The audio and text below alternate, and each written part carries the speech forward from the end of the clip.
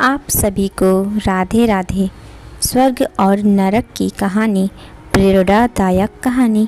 एक बुजुर्ग महिला की मृत्यु हो गई। यमराज उसे लेने आए।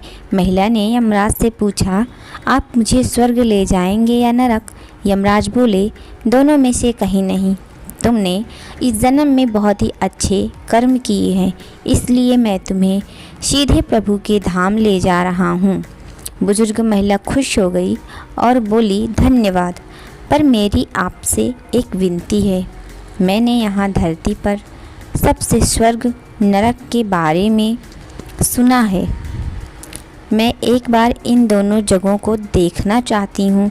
यमराज बोले, तुम्हारे अच्छे कर्म हैं, इसलिए मैं तुम्हारी यह इच्छा पूरी करता हूँ। चलो स्वर्ग और नरक के रास्ते से होते हुए प्रभु के धाम चलेंगे। दोनों चढ़ पड़े। सबसे पहले नरक आया। नरक में बुजुर्ग महिला ने ज़ोर ज़ोर से लोगों के रोने की आवाज़ सुनी। नरक में सभी जन दुबले पतले और बीमार दिखाई दे रहे थे।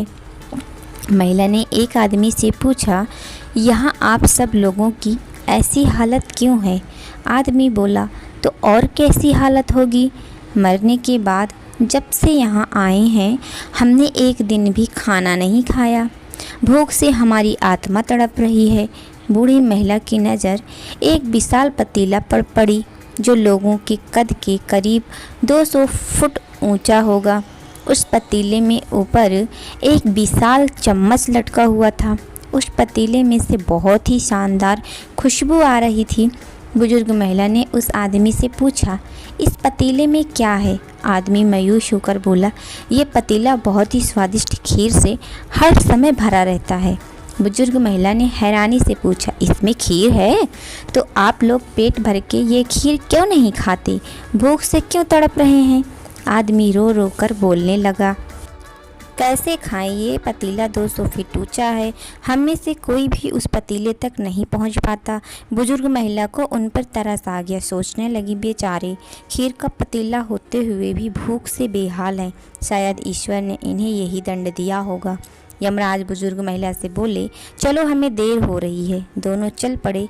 कुछ दूर चलने पर स्वर्ग आया। वहाँ पर बुजुर्ग महिला को सबकी हंसने खिलखिलाने की आवाज़ सुनाई दी।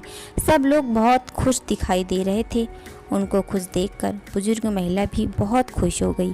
पर वहाँ स्वर्ग में भी बुजुर्ग महिला की नज़र वैसे ही 200 फुट ऊंचे पतीले पर पड़ी जैसा नरक में था। उसके ऊपर भी वैसे ही चम्मच लटका हुआ था। बुजुर्ग महिला ने वहाँ लोगों से पूछा, इस पतीले में क्या है? स्वर्ग के लोग बोले, इसमें बहुत स्वादिष्ट खीर है। बुजुर्ग महिला हैरान हो गई। उनसे बोली, पर यह पतीला तो 200 फीट ऊंचा है। आप लोग तो इस तक पहुंच ही नहीं पाते होंगे। उस हिसाब से तो आप लोगों को खाना मिलता ही नहीं होगा। आप लोग भूख से बेहाल होंगे। पर मुझे तो आप सभी इतने खुश लग रहे हो, ऐसे कैसे? लोग बोले, हम सभी लोग इस पतीले में से पेट भर के खीर खाते हैं। महिला बोली, पर कैसे? पतीला तो बहुत ऊंचा है। लोग बोले, तो क्या हो गया, पतीला ऊंचा है तो? यहाँ पर कितने सारे पेड़ हैं। ईश्वर ने ये पेड़ पौधे, नदी, झरने हम मनुष्यों के उपयोग के लिए तो बनाए हैं।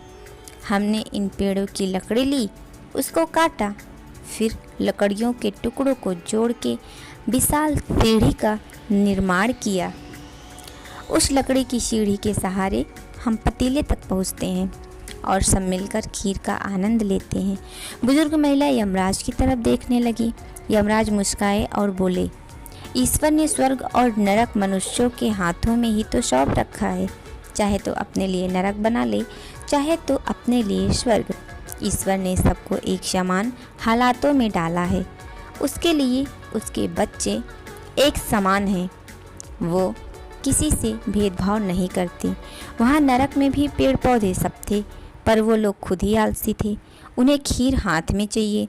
वो कोई कर्म नहीं करना चाहते, कोई मेहनत नहीं करना चाहते, इसलिए सब भूख से बेहाल हैं। यही तो ईश्वर की बनाई इस दुनिया का नियम है। जो कर्म करेगा, मेहनत करेगा, उसी को मीठा फल खाने को मिलेगा। स्वर्ग एवं नरक आपके हाथ में ही है। मेहनत करें, अच्छे कर्म करें और अपने जीवन को स्वर्ग बनाएं। इसीलिए कहते हैं, जैसे करनी वैसे भरनी। पूरी कहानी सुनने के लिए आप सभी का दिल से धन्यवाद।